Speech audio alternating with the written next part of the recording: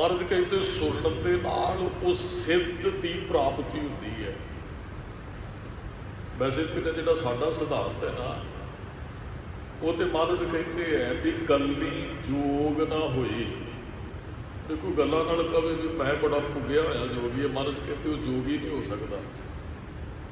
एक दृष्ट काल सप सद जान जोगी कहिए सोई, जा जोग ना खिथा जोग ना डंडे जोग ना भस्म चढ़ाई है, जोग ना मुंदी मूड मंडाया है, जोग ना सिंगी वाही है, अंजन माहे निरंजन रही है, जोग जुगत एव पाई है, जोग ना बाहर मड़ी पसानी जोग ना ताड़ी लाई है। ये महाराज ने सारे शब्द से कहा भी ये कला कोई भेड़ धारण कीतियां जोगी नहीं बन जाता है। वेखण नूं जिहड़ा जोगी लगदा है वो जोगी नहीं हो सकता। महाराज ने तो बचन कहे नानक घर बैठिया जोग पाईए, सतगुर कहे उपदेश भी घर बैठे तू गुरु साहब के उपदेश की कमाई करके तू योग प्राप्त कर सकता है। योग का अर्थ वैसे त्याग है। असी घरे बैठिया त्यागी बन सकते हैं, घर छड्डण की जरूरत नहीं है।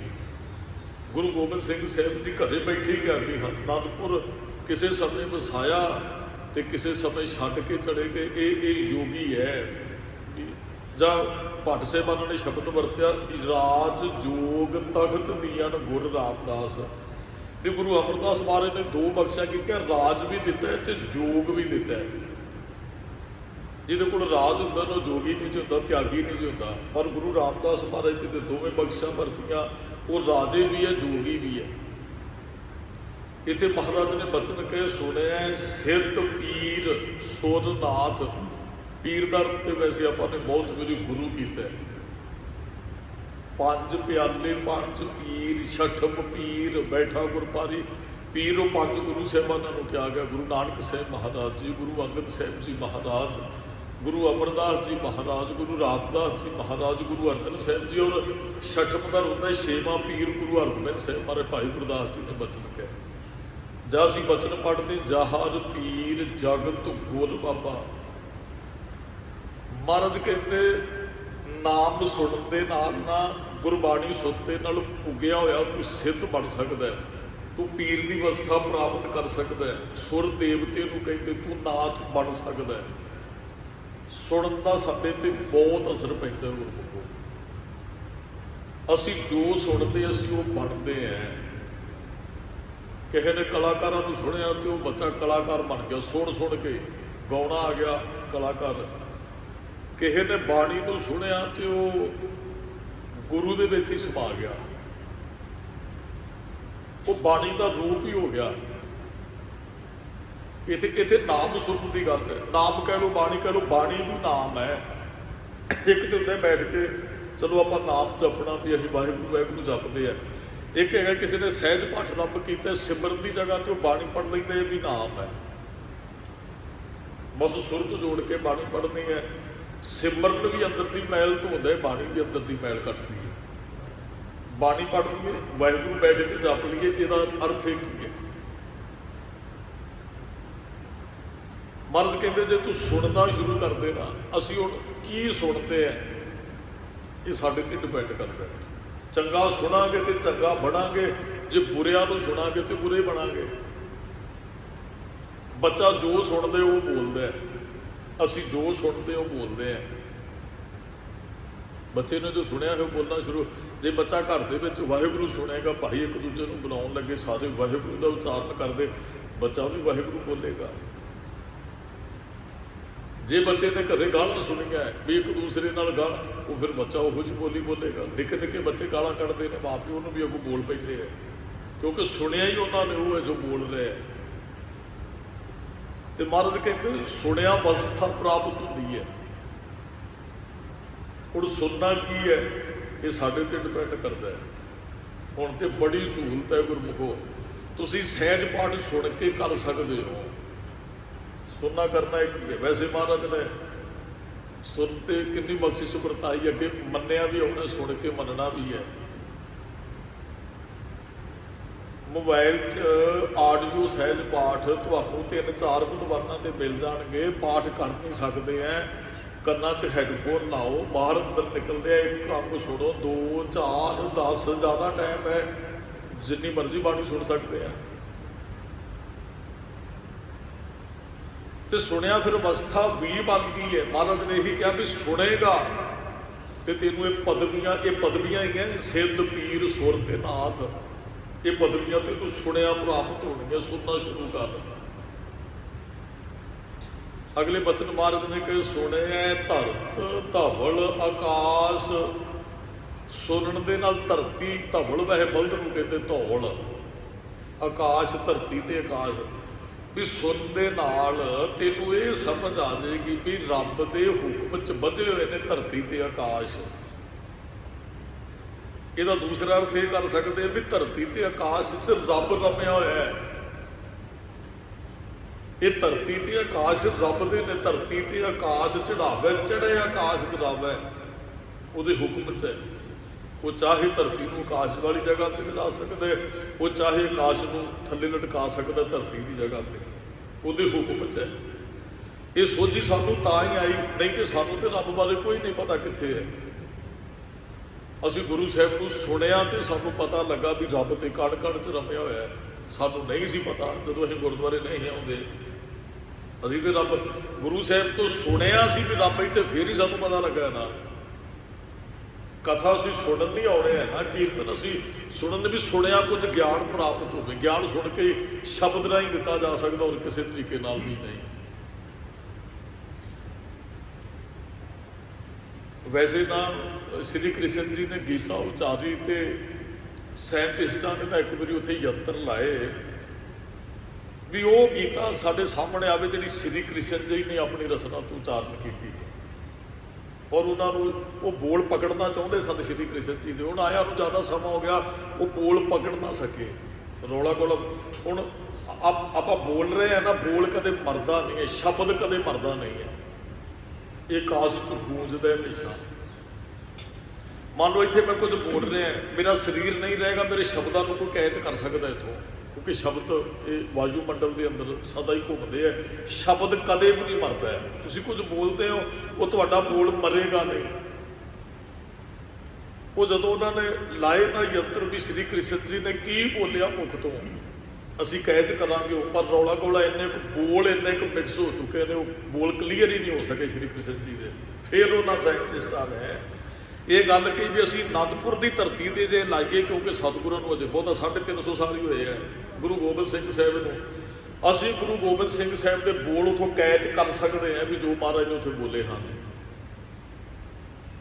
ਔਰ ਉਹ ਸ਼ਾਇਦ ਪਤਾ ਨਹੀਂ ਆਗਿਆ ਨਹੀਂ ਮਿਲੀ ਤਾਂ ਕਿਸੇ ਵੀ ਤਰੀਕੇ ਨਾਲ ਫਿਰ ਉਹ ਉੱਥੇ ਉਹ ਵੀ ਕਾਮਯਾਬ ਉੱਥੇ ਵੀ ਨਹੀਂ ਹੋਏ ਵੀ ਬੋਲਾਂ ਨੂੰ ਅਸੀਂ ਪਕੜ ਸਕਦੇ ਹਾਂ ਜੋ ਕਿਸੇ ਨੇ ਕਿਤੇ ਬੋਲ ਬੋਲੇ ਆ। ਸੁਣਨ ਨਾਲ ਬਹੁਤ ਬਖਸ਼ਿਸ਼ ਵਰਤਦੀ ਹੈ। ਸੁਣ ਕੇ ਹੀ ਗਿਆਨ ਲਿਆ ਜਾ ਸਕਦਾ ਹੈ। ਬੱਚਾ ਸਕੂਲ 'ਚ ਜਾਂਦਾ ਹੈ, ਟੀਚਰ ਬੋਲ ਕੇ ਸਮਝਾਉਂਦਾ ਹੈ ਬੱਚੇ। ਗੂੰਗਾ ਕਦੇ ਟੀਚਰ ਤੁਸੀਂ ਕਦੇ ਵੀ ਨਹੀਂ ਵੇਖਿਆ ਹੋਵੇਗਾ, ਹੋ ਸਕਦਾ ਹੋਰ ਖਿੱਤੇ 'ਚ ਕਿਤੇ ਗੂੰਗੇ ਤੁਹਾਨੂੰ ਮਿਲ ਜਾਂਦੇ ਹੋਣ, ਪਰ ਕਦੇ ਟੀਚਰ ਗੂੰਗਾ ਨਹੀਂ ਮਿਲੇਗਾ ਵੀ ਅਧਿਆਪਕ ਵੀ ਗੂੰਗਾ ਹੋਵੇ। ਅਧਿਆਪਕ ਕਦੇ ਗੂੰਗਾ ਨਹੀਂ ਹੁੰਦਾ, ਉਹ ਬੋਲ ਕੇ ਸਿੱਖਿਆ ਦਿੰਦਾ ਹੈ, ਬੋਲ ਕੇ ਹੀ ਸਮਝਾ ਸਕਦਾ। ਹਾਂ ਕੁਝ ਸਿਲੇਬਸ ਹੁੰਦੇ ਨੇ ਜਿਹੜੇ ਟੇਬਲ ਤੇ, ਪਰ ਉਹ ਵੀ ਜਿਹੜੀ ਕਲੀਅਰ ਕਰਨ ਵਾਸਤੇ ਉਹਨੂੰ ਫਿਰ ਬੋਲਣਾ ਪਏਗਾ। ਗਿਆਨ ਤੇ ਬੋਲ ਕੇ ਹੀ ਦਿੱਤਾ ਜਾ ਸਕਦਾ ਔਰ ਲਿਆ ਸੁਣ ਕੇ ਲਿਆ ਜਾ ਸਕਦਾ ਹੈ। ਮਹਾਰਾਜ ਨੇ 2 ਹੀ ਸ਼ਬਦ, ਪਹਿਲਾਂ ਬੋਲਣਾ, ਸੁਣਨਾ ਤੇ ਫਿਰ ਮੰਨਣਾ। ਅਸੀਂ ਕਿਸੇ ਨੂੰ ਕੁਝ ਕਹਿੰਦੇ ਉਹਨੂੰ ਮੰਨ ਕੇ ਮੰਨਣਾ ਹੀ ਤੇ ਗਿਆਨ ਹੈ। ਅਸੀਂ ਰੋਜ਼ ਗੁਰੂ ਸਾਹਿਬ ਨੂੰ ਸੁਣਨ ਆਉਣੇ ਆ। ਆ ਸਵੇਰੇ ਨਾ 3 ਵਜੇ ਦਾ ਕਵਾੜ ਖੁੱਲੇ ਨੇ ਅੰਮ੍ਰਿਤ ਵੇਲੇ ਦੇ, 3 ਵਜੇ ਦੇ ਗੁਰੂ ਸਾਹਿਬ ਜੀ ਬੋਲ ਰਹੇ ਆ। ਬਹੁਤ ਸਰੀਰ ਸੁਣ ਕੇ ਚਲੇ ਗਏ, ਸੁਣਿਆ ਹੀ ਗਿਆਨ ਆਉਣਾ। ਮਹਾਰਾਜ ਨੂੰ ਅਸੀਂ ਸੁਣਨ ਆਉਣੇ ਆ ਇੱਥੇ। ਤੇ ਮਹਾਰਾਜ ਕਹਿੰਦੇ ਸੁਣਿਆ ਹੀ ਪਤਾ ਲੱਗਦਾ ਹੈ ਵੀ ਰੱਬ ਧਰਤ ਆਕਾਸ਼ ਸਾਰੀਆਂ ਜਗ੍ਹਾ ਤੇ। ਧਰਤ ਇਹਦਾ ਅਰਥ ਇਹ ਵੀ ਕਰ ਸਕਦੇ ਧਰਤ ਤੇ ਆਕਾਸ਼ ਰੱਬ ਨੇ ਹੀ ਬਣਾਇਆ, ਜਿਹਦੇ ਬਾਰੇ ਸੁਣ ਰਿਹਾ। ਅਗਲੇ ਬਚਨ ਸਤਿਗੁਰੂ ਕਹਿੰਦੇ ਸੁਣਿਆ ਦੀਪ ਲੋ ਪਾਤਾਲ। ਨਾਮ ਸੁਣੀਏ ਨਾ ਤੇ ਦੀਪ ਲੋ ਪਾਤਾਲ 'ਚ ਰੱਬ ਰਮਿਆ। ਇਹਦੇ ਅਸੀਂ ਦੋਵਾਂ ਦੀ ਅਰਥੇ ਕਰ ਸਕਦੇ ਆ। ਦੀਪ ਲੋ ਪਾਤਾਲ ਰੱਬ ਨੇ ਬਣਾਏ, ਜਿੰਨੇ ਲੋ ਨੇ, ਜਿੰਨੇ ਦੀਪ ਨੇ, ਜਿੰਨੇ ਪਾਤਾਲ ਨੇ। ਇੱਥੇ ਬਹੁਤ ਨੇ ਪਤਾਲਾਂ, ਪਤਾਲ ਲੱਖ ਆਗਾਸਾਂ ਆਗਾਸ। ਕਿਸੇ ਨੇ ਕਿਹਾ 7 ਨੇ ਆਕਾਸ਼, 7 ਨੇ ਪਤਾਲ। ਉਹ ਜਿੰਨੇ ਕੁ ਕਿਸੇ ਨੇ ਜਾਣਿਆ ਉਹਨੇ ਕੋ ਨੇ ਕਹਿ ਦਿੱਤੇ। ਅਸੀਂ ਉਹਨਾਂ ਕੁ ਗਿਆਨ ਕਿਸੇ ਨੂੰ ਦੇ ਸਕਦੇ ਜਿੰਨਾ ਕੁ ਸਾਡੇ ਕੋਲ ਹੈ। ਜਿਹੜਾ ਸਾਡੇ ਕੋਲ ਨਹੀਂ ਉਹ ਕਿਸੇ ਨੂੰ ਦੇ ਵੀ ਨਹੀਂ ਸਕਦੇ। ਮੰਨ ਲਓ ਜੇ ਮੈਂ 2 ਸ਼ਬਦ ਕੀਰਤਨ ਦੇ ਸਿੱਖਿਆ, ਮੈਂ 2 ਸ਼ਬਦ ਹੀ ਕਿਸੇ ਨੂੰ ਕੀਰਤਨ ਦੇ ਸਿਖਾ ਸਕਦਾ, ਮੈਂ 10 ਸ਼ਬਦ ਨਹੀਂ ਸਿਖਾ ਸਕਦਾ। ਜਿਨ੍ਹਾਂ ਨੇ 7 ਜਾਣੇ ਵੀ 7 ਦੀਪ ਤੇ ਪਤਾਲ, ਉਹਨਾਂ ਨੇ 7 ਲਿਖ ਦਿੱਤੇ। ਗੁਰੂ ਨਾਨਕ ਸਾਹਿਬ ਜੀ ਨੇ ਉਹਨਾਂ ਨੇ ਕਿਹਾ ਅੰਤੀ ਕੋਈ ਨਹੀਂ, ਕਿਉਂਕਿ ਉਹਨਾਂ ਨੇ ਉਹਨਾਂ ਕੇ ਜਾਣਿਆ ਵੀ ਅੰਤੀ ਕੋਈ ਨਹੀਂ ਹੈ।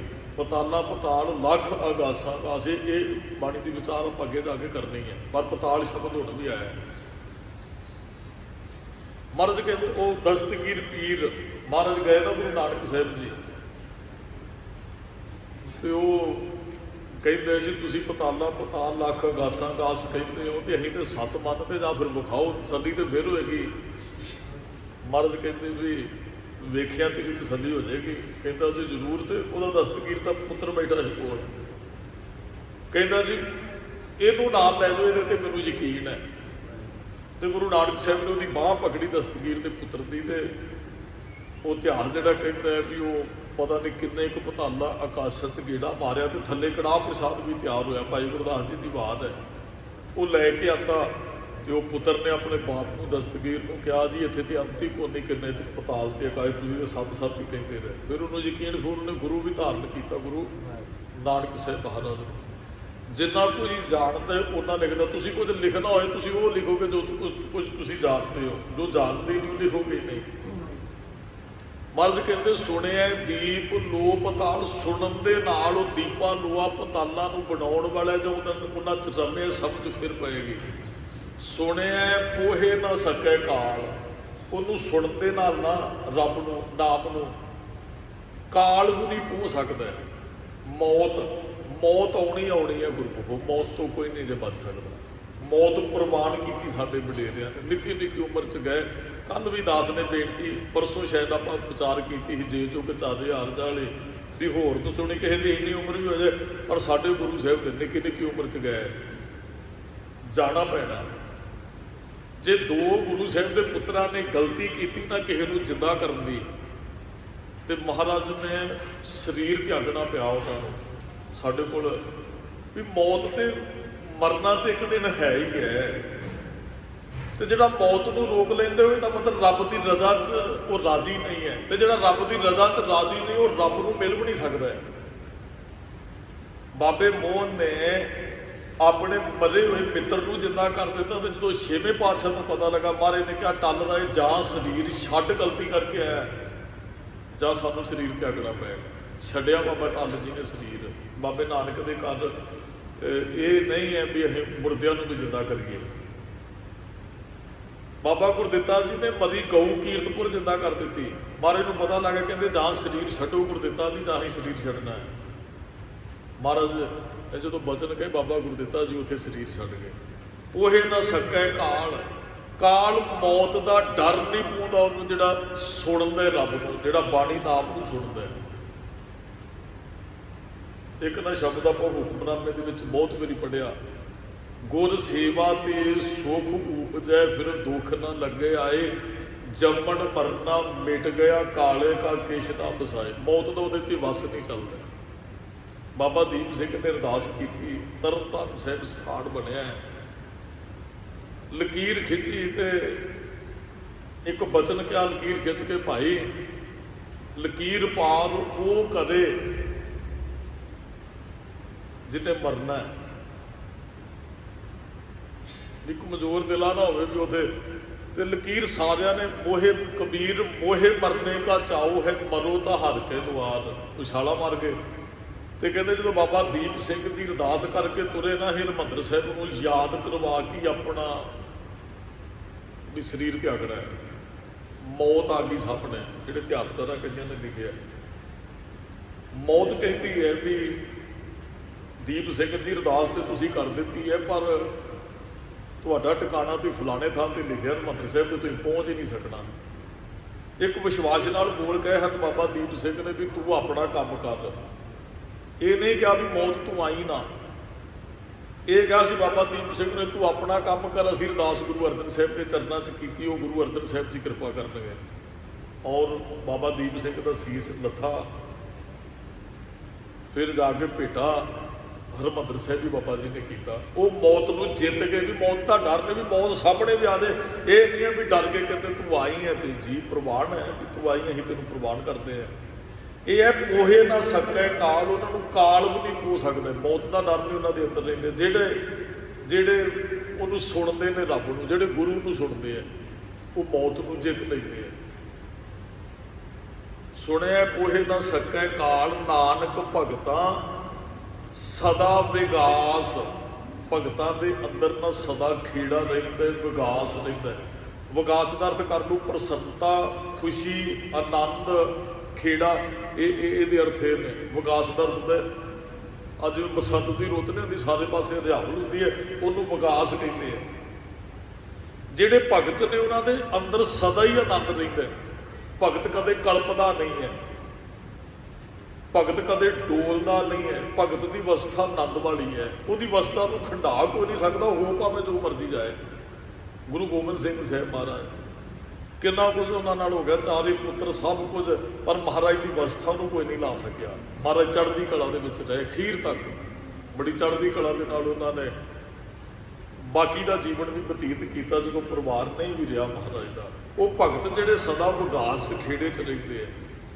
ਸੁਣਿਆ ਦੁੱਖ ਪਾਪ ਕਾ ਨਾਸ, ਨਾਮ ਸੁਣਾਂਗੇ ਨਾ, ਬਾਣੀ ਸੁਣਾਂਗੇ, ਦੁੱਖਾਂ ਤੇ ਪਾਪਾਂ ਦਾ ਨਾਸ਼ ਹੋ ਜਾਂਦਾ ਹੈ।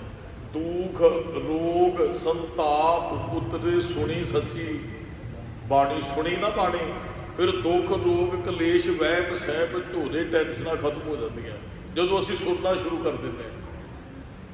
ਦੁੱਖਾਂ ਤੇ ਪਾਪਾਂ ਦਾ ਨਾਸ਼ ਹੋ ਜਾਂਦਾ। ਮਹਾਰਾਜ ਨੇ ਲਿਖ ਕੇ ਦਿੱਤਾ ਹੈ, ਅੱਗੇ ਆਪਾਂ ਬਚਨ ਪੜ੍ਹਿਆ ਹੈ ਨਾ, ਦੁੱਖ ਪਾਰ ਹਾਰ ਸੁਖ ਘਰ ਲੈ ਜਾਏ। ਦੁੱਖਾਂ ਦੀਆਂ ਪੰਡਾਂ ਇੱਥੇ ਖੋਲ ਦਿਓ ਤੇ ਸੁੱਖਾਂ ਦੀਆਂ ਪੰਡਾਂ ਬਣ ਕੇ ਘਰੇ ਲੈ ਜਾਓ। ਅੱਜ ਵੀ ਮਹਾਰਾਜ ਕਹਿੰਦੇ ਸੁਣੋਗੇ ਤੁਹਾਡੇ ਅੰਦਰੋਂ ਦੁੱਖਾਂ ਤੇ ਪਾਪਾਂ ਦਾ ਨਾਸ਼ ਹੋਏਗਾ, ਭਾਵੇਂ ਘਰ ਹੈ ਜਾਂ ਹਿਰਦਾ ਸਾਡਾ, ਦੋਵਾਂ ਥਾਵਾਂ ਤੋਂ ਦੁੱਖ ਖਤਮ ਹੋ ਜਾਣਗੇ। ਅਗਲੇ ਬਚਨ ਬੰਦ ਚ ਮਹਾਰਾਜ ਕਹਿੰਦੇ ਸੁਣਿਆ ਈਸ਼ਰ ਬਰਮਾ ਇੰਦ, ਈਸ਼ਰ ਸ਼ਿਵ ਨੂੰ ਕਹਿੰਦੇ ਆ, ਬਰਮਾ ਆਪ ਜੀ ਸਾਰੇ ਬ੍ਰਹਮੇ ਨੂੰ ਕਹਿੰਦੇ, ਇੰਦ ਇੰਦਰ ਨੂੰ। ਮਹਾਰਾਜ ਕਹਿੰਦੇ ਜੇ ਕੋਈ ਪੂਰਨ ਤੌਰ ਤੇ ਸੁਣਦਾ ਇਹਨਾਂ ਤੇ ਇਹਨਾਂ ਵਾਲੀ ਪਦਵੀ ਪ੍ਰਾਪਤ ਹੋ ਜਾਂਦੀ ਹੈ। ਬੜੀ ਬਦਲੀ ਕੀਤੀ ਸ਼ਿਵ ਬ੍ਰਹਮਾ ਤੇ ਇੰਦਰ ਨੇ, ਸੰਸਾਰ ਨੇ ਪੂਜਿਆ ਇਹਨਾਂ ਨੂੰ, ਦੇਵਤੇ ਹੈ। ਮਹਾਰਾਜ ਕਹਿੰਦੇ ਤੂੰ ਵੀ ਸੁਣਨਾ ਸ਼ੁਰੂ ਕਰ ਦੇ, ਤੇਰੇ ਅੰਦਰ ਵੀ ਇੰਨੀ ਤਾਕਤ ਆ ਜਾਏਗੀ ਜਿੰਨੀ ਇਹਨਾਂ ਦੇ ਅੰਦਰ ਸੀ। ਸੁਣਨ ਦੇ ਨਾਲ, ਸੁਣ ਤੇ ਸਹੀ ਉਹਨਾਂ ਨੂੰ। ਸੁਣਿਆ ਈਸ਼ਰ ਬਰਮਾ ਇੰਦ। ਗੁਰਮੁਖੋ ਆਪਾਂ ਰੋਜ਼ ਨਾਸਾ ਦੀ ਵਾਰ 'ਚ ਪੰਕਤੀ ਸੁਣਦੇ ਹੈ ਵੀ ਬਲਿਹਾਰੀ ਗੁਰ ਆਪਣੇ ਦਿਓ ਹਾੜੀ ਸਾਧਵਾਰ ਜਿਨ ਮਾਨਸ ਤੇ ਦੇਵਤੇ ਕੀ। ਇਹ ਕੀ ਹੈ? ਈਸ਼ਰ ਬ੍ਰਹਮਾ ਇੰਦ ਦੇਵਤੇ ਨੇ। ਜਿਨ ਮਾਨਸ ਤੇ ਗੁਰੂ ਨੂੰ ਸੁਣਿਆ ਤੇ ਉਹਨੇ ਮਨੁੱਖ ਤੋਂ ਦੇਵਤਾ ਬਣਾ ਦਿੱਤਾ। ਇੱਕ ਹੁੰਦਾ ਪੁਰਖ, ਇੱਕ ਹੁੰਦਾ ਮਹਾਂਪੁਰਖ, ਇੱਕ ਹੁੰਦਾ ਇੱਕ ਮੱਧਮ ਹੁੰਦਾ, ਇੱਕ ਨੀਚ ਹੁੰਦਾ, ਇੱਕ ਉੱਤਮ ਹੁੰਦਾ ਹੈ। ਨੀਚ ਤੋਂ ਮੱਧਮ, ਮੱਧਮ ਤੋਂ ਉੱਤਮ ਮਨੁੱਖ ਬਣ ਜਾਂਦਾ ਹੈ, ਪੁਰਸ਼ ਤੋਂ ਮਹਾਂਪੁਰਸ਼ ਬਣ ਜਾਂਦਾ ਹੈ, ਮਨੁੱਖ ਤੋਂ ਦੇਵਤਾ ਬਣ ਜਾਂਦਾ ਜਦੋਂ ਗੁਰੂ ਨੂੰ ਸੁਣਨਾ ਸ਼ੁਰੂ ਕਰ ਦਿੰਦਾ, ਜਦੋਂ ਨਾਮ ਸੁਣਨਾ ਸ਼ੁਰੂ ਕਰ ਦਿੰਦਾ ਹੈ।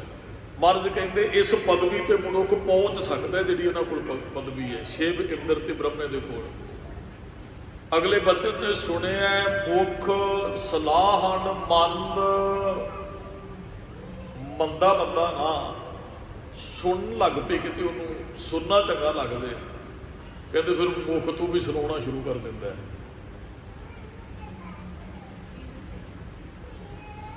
ਕਈ ਵਾਰੀ ਨਾ ਐਸਾ ਹੁੰਦਾ ਹੈ ਵੀ ਕੋਈ ਗੁਰਦੁਆਰੇ ਨਹੀਂ ਆਉਂਦਾ,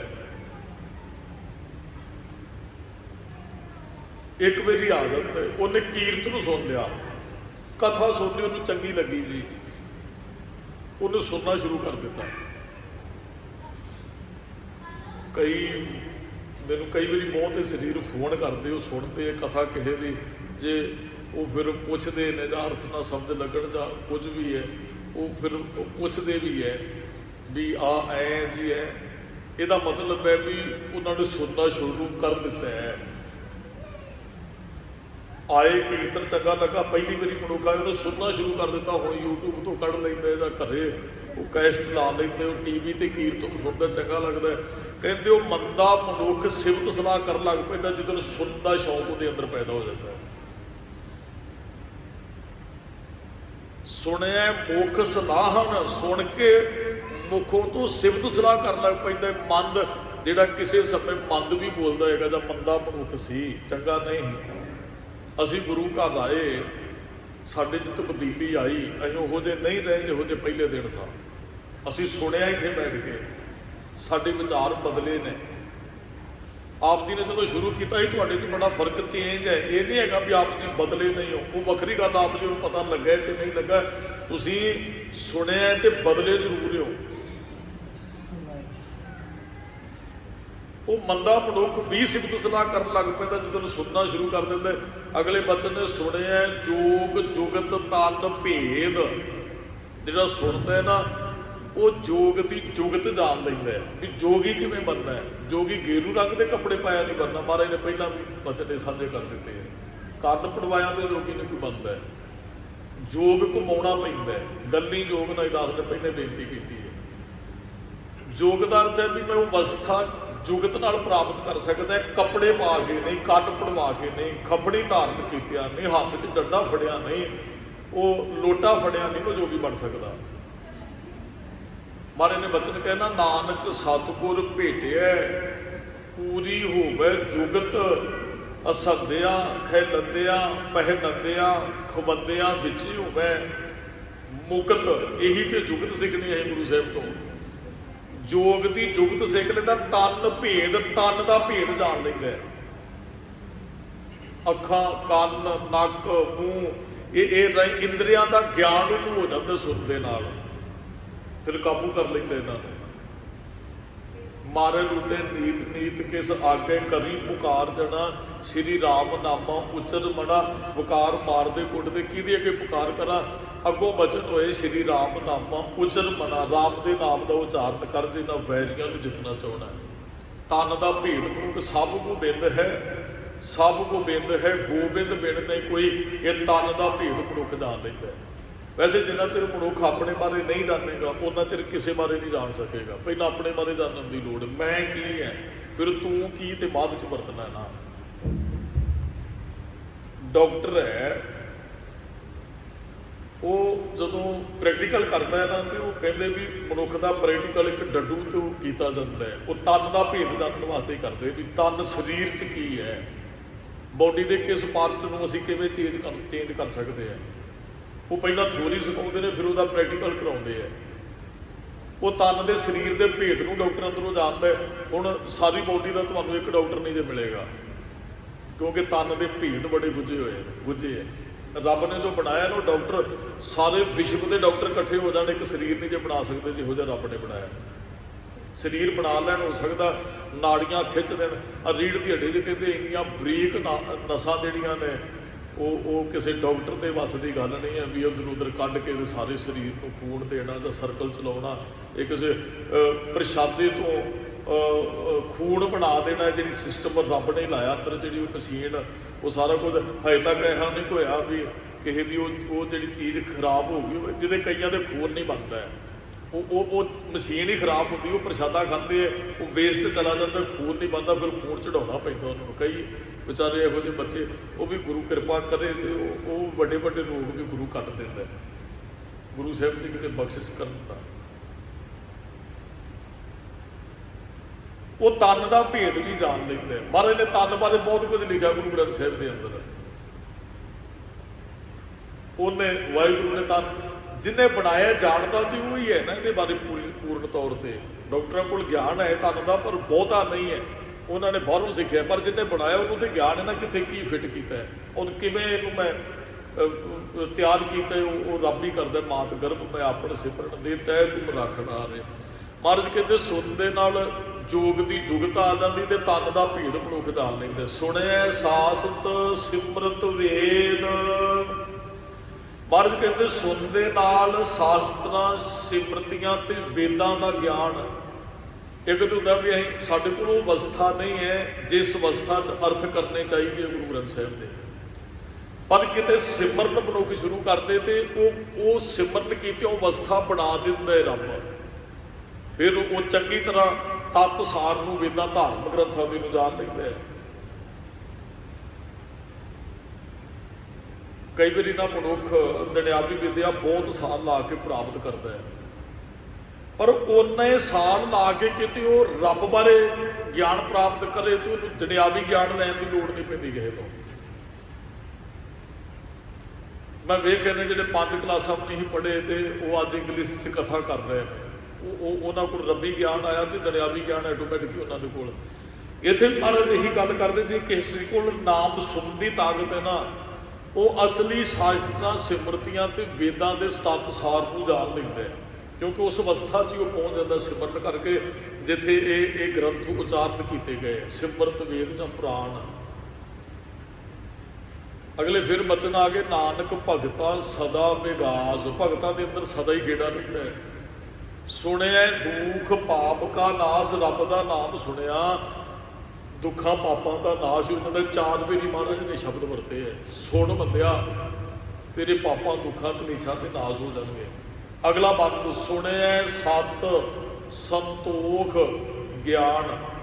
इत्थे जिहड़ा सत दा अर्थ है ना, सत दा अर्थ दान है, सत दा अर्थ ते सच नहीं है। सच नूं ते असीं जपना है ना, सच नूं ते सुन के संतोख होना है। दान देने के अंदर दया होनी है, दयावान मनुख ही दान दे सकता है, जिहदे अंदर दया ही नहीं दान। आप जी किते जाते हो, किसी को मुश्किल च वेखिया हॉस्पिटल ही चले जाते हो कि तुहानूं ऐ लगा भी ये मरीज को पैसे नहीं है तो बड़ा तंग है मरीज, तुसीं थोड़ी जी उसकी मदद कर देते हो, भाई साहब जी इलाज कराओ, इन्ने पैसे कराओ जमा, तुहाडे कोल सन तुसीं जे तुहाडे अंदर दया नहीं तुसीं मदद नहीं कर सकोगे। उसकी दया वाला ही दान दे सकता है। इत्थे महाराज ने कहा सुनिया सत, सुन दे नाल दान करन दी ताकत आउंदी है। भी सुनिया भी रब दा ही सब कुछ, जिदन अपना कुछ है ही नहीं, है ही रब दा, फिर असीं ते वरतावे ही होए ना, साडा अपना उहदे कुछ है ही नहीं, फिर तो मनुख वरतावा लग जाता है। असीं है वरतावे उधरों लैके इधर दे देंगे, उधरों इधर, साडा तो कुछ भी नहीं है। मनुख संतोख भी आउंदा सुनिया, ज्ञानी भी बन जाता। असीं बाणी नूं सुनियो तुहानूं ज्ञान मिलेगा। आप जी कथा सुनते हो तो तुहाडे अंदर ज्ञान आएगा, नाम सुनते हो ज्ञान संतोख भी आएगा। बड़ियां वड्डियां दातां ने ये जिहदे अंदर आ जांदियां, दूसरे ते जिहड़ियां लोड़ां वालियां दातां ने इहदे ते मिल ही जांदियां है।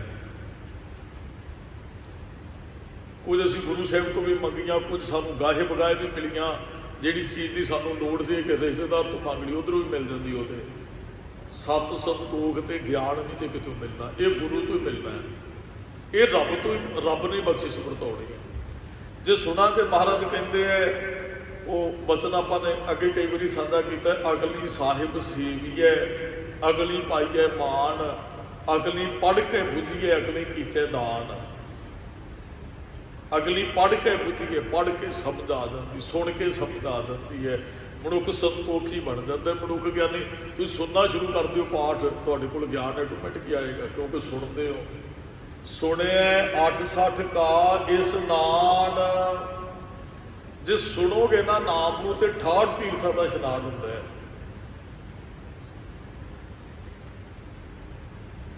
अंदर का इशनान हो गया ना तो 68 तीर्थां का, कई जाने तो 68 तीर्थां से जाके भी नहीं बदलते हैं, तो जेडे सुनते हैं उन्होंने ज्ञान हो जाता है 68 तीर्थां का, इशनान हो जाता है 68 तीर्थां का।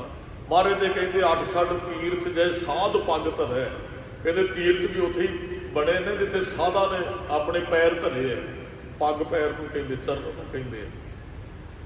तीर्थ अपने आप होंद च नहीं आए, तीर्थ आ जिहड़े 68 तीर्थ ने ना, ये तुहानूं समुद्रां दे किनारियां ते नदियां दे किनारियां ते मिलणगे।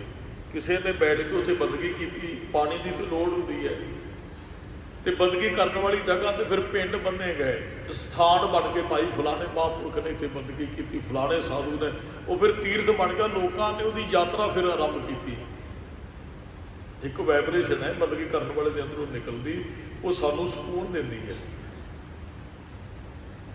तो मनुख समझदा है कि ਇੱਥੇ ਮੇਰੇ ਪਾਪ ਲੱਥਦੇ ਆ, ਕਿਉਂਕਿ ਕਿਤੇ ਬੰਦਗੀ ਕਿਸੇ ਨੇ ਕੀਤੀ, ਉਹ ਤੀਰਥ ਬਣ ਗਏ। ਸੁਣਿਆ 860 ਕਾ ਇਸ ਨਾਲ ਤੂੰ ਨਾਮ ਨੂੰ ਸੁਣ, ਬਾਣੀ ਨੂੰ ਸੁਣ, ਹਰ ਕਾ ਨਾਮ ਧਿਆਏ ਸੁਣ, ਸਭਨਾ ਨੂੰ ਕਰਦਾਨ। 860 ਤੀਰਥ ਸਗਲ ਪੁੰਨ ਜੀ ਦਇਆ ਪ੍ਰਵਾਨ, ਇਹ ਬਖਸ਼ਣ ਸੁਣਿਆ ਹੀ ਵਾਪਰਨੀ ਹੈ। ਸੁਣਿਆ ਪੜ ਪੜ ਪਾਵਹਿ ਮਾਨ, ਕਹਿੰਦੇ ਸੁਣਿਆ ਜਿਨ੍ਹਾਂ ਨੇ ਪੜ ਪੜ ਕੇ ਮਾਣ ਪ੍ਰਾਪਤ ਕੀਤਾ ਹੈ ਨਾ, ਉਹ ਸੁਣਨ ਵਾਲੇ ਵੀ ਉਸ ਮਾਣ ਨੂੰ ਪ੍ਰਾਪਤ ਕਰ ਲੈਂਦੇ ਆ। ਕਈਆਂ ਨੇ ਪੜ੍ਹਿਆ ਬਹੁਤ, ਅਸਲ ਦੇ ਵਿੱਚ ਨਾ ਜਦੋਂ ਸਾਡੇ ਕੋਲ ਕੋਈ ਗਿਆਨ ਨਹੀਂ ਹੁੰਦਾ ਉਦੋਂ ਪੜ੍ਹਨਾ ਪੈਂਦਾ ਹੈ। ਜਦੋਂ ਹੁਣ ਥੋੜ੍ਹਾ ਜਿਹਾ ਲੋਕਲ ਗਿਆਨ ਆ ਜਾਂਦਾ ਫਿਰ ਸੁਣਨਾ ਪੈਂਦਾ ਹੈ। ਉਹਨਾਂ ਕਈ ਵਾਰੀ ਚਲੋ ਕਿਸੇ ਵਿਸ਼ੇ ਤੇ ਕਥਾ ਕਰਨੀ ਹੋਵੇ ਨਾ, ਕੋਈ ਗੁਰਪੁਰਬ ਹੈ, ਕਦੇ ਕੁਝ ਨਹੀਂ ਪੜ੍ਹਿਆ, ਸੁਣਿਆ ਹੀ ਹੈ, ਕਿਸੇ ਚੰਗੇ ਵਿਦਵਾਨ ਨੂੰ ਕੱਢ ਕੇ ਸੁਣ ਲਈਦਾ ਘੰਟਾ, ਤੇ ਉਹਦੇ ਵਿੱਚੋਂ ਅਸੀਂ ਹੁਣ ਤਾਂ ਇਹੋ ਜਿਹੀ ਅਸੀਂ ਕਿਸੇ ਨੂੰ 10 ਮਿੰਟ ਸੁਣੀਏ ਤੇ ਅੱਧੇ ਘੰਟੇ ਦੀ ਅਸੀਂ ਉਹਦੇ 'ਚੋਂ ਕਥਾ ਤਿਆਰ ਕਰ ਲੈਂਦੇ ਹਾਂ। 10 ਮਿੰਟ ਦੇ ਟੌਪਿਕ 'ਚੋਂ ਅੱਧੇ ਘੰਟੇ ਦੀ ਕਥਾ ਤਿਆਰ ਹੋ ਜਾਂਦੀ। ਸੋ ਸਾਡੇ ਉਸਤਾਦ ਜੀ ਨੇ ਜਦੋਂ ਇਹ ਸੰਥਿਆ ਲੈਂਦੇ ਸੀ ਨਾ, ਇੱਕ ਗੱਲ ਕਹੀ ਸੀ ਵੀ ਤੁਸੀਂ ਚਲੋ ਸਿਆਰੀ ਪਿਆਰੀ ਔਂਕੜ ਦਲੈਂਕੜ ਤੇ ਤੁਹਾਨੂੰ ਬੁਲਾਉਣਾ ਆ ਗਿਆ ਹੈ, ਜਿੰਨੀ ਕੁ ਤੁਹਾਡੇ ਕੋਲ ਸੋਝੀ ਬੁੱਧੀ ਅਨੁਸਾਰ ਹੀ ਬੰਦਾ ਬੋਲਦਾ ਹੈ, ਪਰ ਤੁਸੀਂ ਚੰਗੇ ਪਾਠੀ ਸੁਣ ਕੇ ਬੰਦੇ ਚੰਗਿਆਂ ਨੂੰ ਸੁਣੋਗੇ ਤੇ ਚੰਗੇ ਬਣੋਗੇ। ਹੁਣ ਵੀ ਕਿਤੇ ਡਾਊਟ ਹੋਵੇ ਵੀ ਇਸ ਸ਼ਬਦ ਨੂੰ ਕਿਵੇਂ ਬੁਲਾਉਣਾ ਹੈ, ਤੇ ਫਿਰ ਚੰਗੇ ਵਿਦਵਾਨ ਨੂੰ ਸੁਣੀਦਾ ਵੀ ਉਹਨੇ ਕਿਵੇਂ ਇਸ ਸ਼ਬਦ ਨੂੰ ਬੁਲਾਇਆ, ਉਸ ਤਰ੍ਹਾਂ ਫਿਰ ਉਚਾਰਨ ਕਰੀਦਾ ਹੈ। ਜਾਂ ਇਸ ਅਰਥ, ਇਸ ਸ਼ਬਦ ਦੇ ਅਰਥ ਫਲਾਣੇ ਵਿਦਵਾਨ ਨੇ ਕਿਵੇਂ ਕੀਤੇ ਹੈ, ਉਹਨੂੰ ਸੁਣ ਕੇ ਆਪਣੇ ਕੋਲ ਗਿਆਨ ਆ ਜਾਂਦਾ ਕਿ ਅਸੀਂ ਇਸ ਤਰ੍ਹਾਂ ਅਰਥ ਕਰਦੇ ਹਾਂ, ਫਲਾਣਾ ਵਿਦਵਾਨ ਇਸ ਤਰ੍ਹਾਂ ਕਰਦਾ, ਤੀਸਰੇ ਵਿਦਵਾਨ ਨੇ ਇਸ ਤਰ੍ਹਾਂ ਅਰਥ ਕੀਤੇ ਹੈ। ਸੁਣਨ ਵਾਲੀ ਫਿਰ ਗਿਆਨ ਆਇਆ ਨਾ, ਵੀ ਸੁਣਿਆ ਤੇ ਗਿਆਨ ਆਇਆ। ਮਹਾਰਾਜ ਕਹਿੰਦੇ ਜਿਹੜੇ ਪੜ੍ਹ ਪੜ੍ਹ ਕੇ ਮਾਣ ਪਾਉਂਦੇ ਨੇ ਉਹ ਸੁਣਨ ਵਾਲੇ ਨੂੰ ਵੀ ਪ੍ਰਾਪਤ ਹੁੰਦਾ ਹੈ। ਬੜੀ ਬਖਸ਼ਿਸ਼ ਵਰਤਦੀ ਸੁਣਨ ਵਾਲੇ ਦੇ। ਹੁਣ ਤੁਸੀਂ ਮੇਰੇ ਖਿਆਲ ਵੀ ਪੜ੍ਹਿਆ ਉਹਨਾਂ ਗਿਆਨ ਨਹੀਂ ਪ੍ਰਾਪਤ ਹੋਏਗਾ ਜਿੰਨਾ ਸੁਣਿਆ ਹੁੰਦਾ ਹੈ। ਪੜ੍ਹਨ ਲਈ ਸਾਡੇ ਕੋਲ ਮੰਨ ਲਓ ਮੈਂ ਕੋਈ ਬੁੱਕ ਪੜ੍ਹਨੀ ਹੈ, ਮੇਰੇ ਕੋਲ ਟਾਈਮ ਹੋਣਾ ਜ਼ਰੂਰੀ ਹੈ। ਮੇਰੇ ਕੋਲ ਕੋਈ ਘੰਟਾ ਇੱਕ ਹੋਏਗਾ ਤੇ ਮੈਂ 1 ਘੰਟਾ ਕਿਸੇ ਬੁੱਕ ਨੂੰ ਪੜ੍ਹ ਸਕਦਾ। ਜੇ ਮੈਂ ਸੁਣਾ ਤੇ ਮੈਂ ਗੱਡੀ ਡਰਾਈਵ ਕਰਦਾ ਵੀ ਉਹ ਘੰਟਾ ਜਿਹੜਾ ਗਿਆਨ ਪ੍ਰਾਪਤ ਕਰ ਸਕਦਾ ਜਿਹੜਾ ਬੁੱਕ ਪੜ੍ਹਿਆ। ਹੁਣ ਕਈ ਵਾਰੀ ਜੇ ਪੜ੍ਹਨ ਤੇ ਅਸੀਂ ਆਈਏ ਪੜ੍ਹ ਕੇ ਕੋਈ ਸੁਣਾਉਣਾ ਤੇ ਟਾਈਮ ਹੀ ਨਹੀਂ ਹੈਗਾ ਪੜ੍ਹਨ ਦਾ।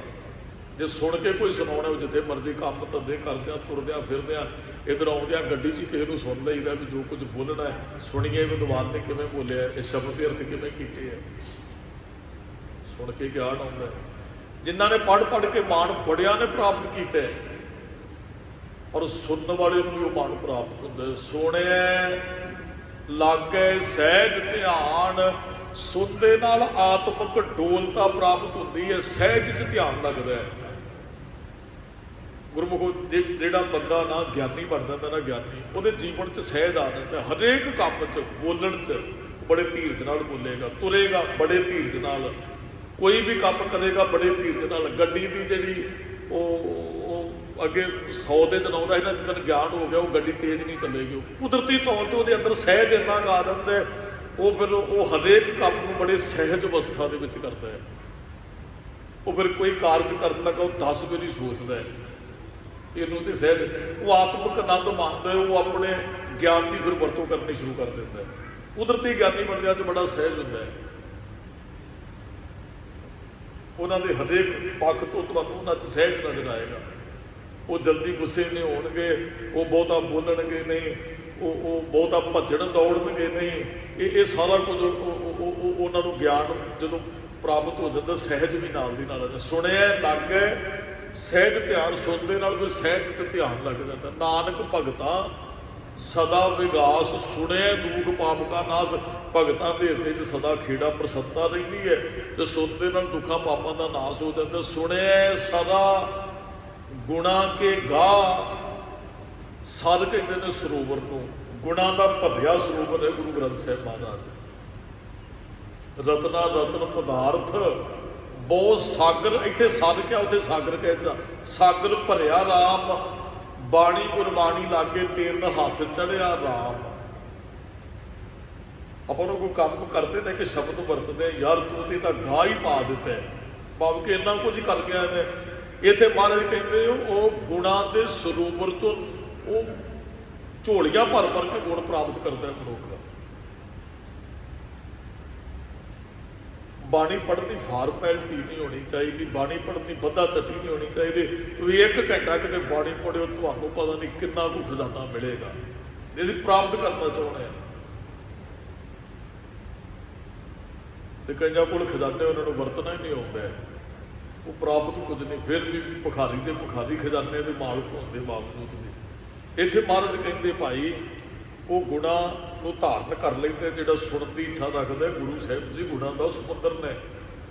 ਸੁਣਿਆ ਸੇਖ ਪੀਰ ਪਾਤਸ਼ਾਹ, ਕਹਿੰਦੇ ਸੁਣਦੇ ਨਾਲ ਉਹ ਸ਼ੇਖ ਬਣ ਜਾਂਦੇ, ਉਹ ਪੀਰ ਬਣ ਜਾਂਦੇ, ਉਹ ਪਾਤਸ਼ਾਹ ਬਣ ਜਾਂਦੇ। ਜਿਸ ਨੂੰ ਬਖਸ਼ੇ ਸਿਫਤ ਸਲਾਹ ਨਾਨਕ ਪਾਤਸ਼ਾਹੀ। ਪਾਤਸ਼ਾਹ ਜੇ ਸੁਰਤ ਕਰਕੇ ਤੁਸੀਂ ਰੱਜ ਕੇ ਹੋ ਨਾ, ਉਹਦੇ ਵਰਗਾ ਬਾਦਸ਼ਾਹ ਹੀ ਕੋਈ ਨਹੀਂ ਹੈ। ਬਾਦਸ਼ਾਹ ਤੁਹਾਨੂੰ ਭੁੱਖੇ ਨਜ਼ਰ ਆਉਣਗੇ।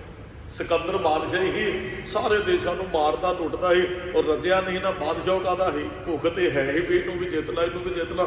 ਬਾਦਸ਼ਾਹ ਜਿਹੜਾ ਤ੍ਰਿਪਤ ਹੋ ਜਾਂਦਾ ਹੈ। ਸ਼ੇਖ ਉਹ ਹੈ, ਪੀਰ ਉਹ ਹੈ ਜਿਹੜਾ ਤ੍ਰਿਪਤ ਹੋ ਜਾਂਦਾ ਹੈ। ਸ਼ੇਖਾਂ ਅੰਦਰੋਂ ਜੋਰ ਛੱਡ ਤੋਂ। ਮਹਾਰਾਜ ਗੁਰੂ ਅਮਰਦਾਸ ਮਹਾਰਾਜ ਦਾ ਇੱਕ ਬਚਨ ਆਉਂਦਾ, ਸ਼ੇਖ ਰਹਿੰਦੇ ਹਨ ਗੋਇੰਦਵਾਲ ਦੀ ਧਰਤੀ ਤੇ, ਹੰਕਾਰੀ ਹਨ।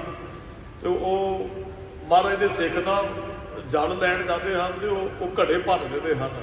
ਫਿਰ ਮਹਾਰਾਜ ਨੇ ਇੱਕ ਸ਼ਬਦ ਕਹਾ ਕੇ ਦੋਏ ਹੰਕਾਰ ਛੱਡ ਅਸਲੀ ਸ਼ੇਖ ਬਣ, ਅਸਲੀ ਪੀਰ ਪਾਤਸ਼ਾਹ ਜਿਹੜਾ ਰੱਬ ਨੂੰ ਸੁਣਦਾ ਹੈ। ਸੁਣਿਆ ਅੰਧੇ ਪਾਵਹਿ ਰਾਹ, ਇੱਥੇ ਵੈਸੇ ਰਾਹ ਸ਼ਬਦ ਲਿਖਿਆ, ਪਰ ਆਪਾਂ ਪੜਾਂਗੇ ਸਿੱਧਾ ਸ਼ਬਦ ਕਲੀਅਰ ਹੋ ਜਾਂਦੇ।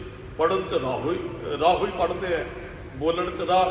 ਵੀ ਅੰਧੇ ਨੂੰ ਵੀ ਰਸਤਾ ਮਿਲ ਜਾਂਦਾ ਜੇ ਕੋਈ ਸੁਣਦਾ ਹੈ। ਆ ਨਾ ਭਾਈ ਲਖਵਿੰਦਰ ਸਿੰਘ ਨੇ ਹਜ਼ੂਰੀ ਰਾਗੀ ਸੱਚਖੰਡ ਸ੍ਰੀ ਦਰਬਾਰ ਸਾਹਿਬ ਦੇ, ਉਹਨਾਂ ਨੂੰ ਅੱਖਾਂ ਤੋਂ ਦੇਖਦਾ ਨੇ। ਇੱਕ ਵਾਰੀ ਇੱਥੇ ਆਏ ਹੈ, ਉਹਨਾਂ ਨੂੰ ਪੁੱਛਿਆ, ਕਹਿੰਦੇ ਜੀ ਨਿੱਕੇ ਜਿਹੇ ਹਾਂ ਅੱਖਾਂ ਦੀ ਜੋਤ ਚਲੀ ਗਈ ਸੀ।